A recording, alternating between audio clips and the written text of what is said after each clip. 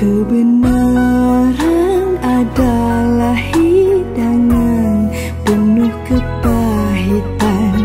Sudah begitu yang menjadi ketetapan orang-orang kesayangan Tuhan bermain dengan nyawa mereka demi bukti cinta yang diungkapkan.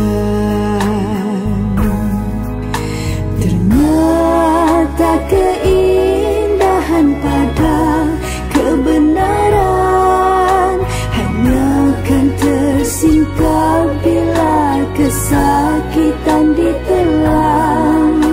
Bersama senyuman yang terukir di hati, dan ketika itulah Tuhan berikan kemenangan.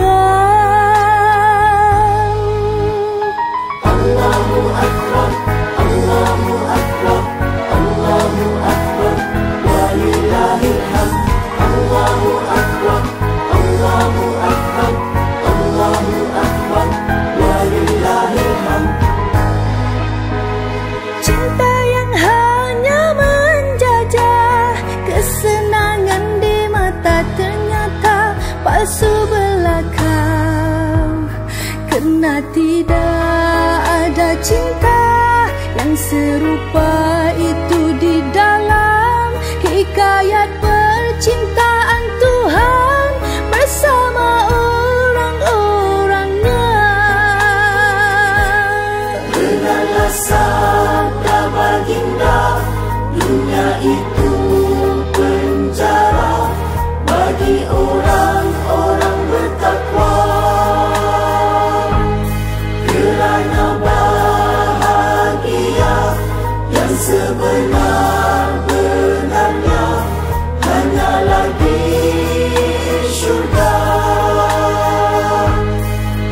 Mampukah kita dapatkan semua ini dari haji yang dikerjakan?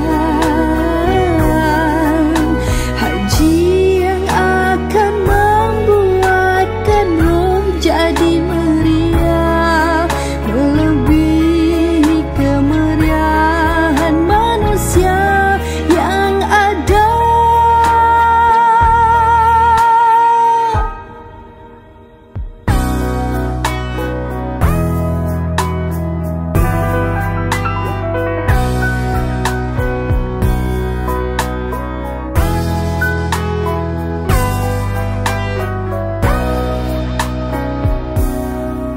Segalanya dari Tuhan.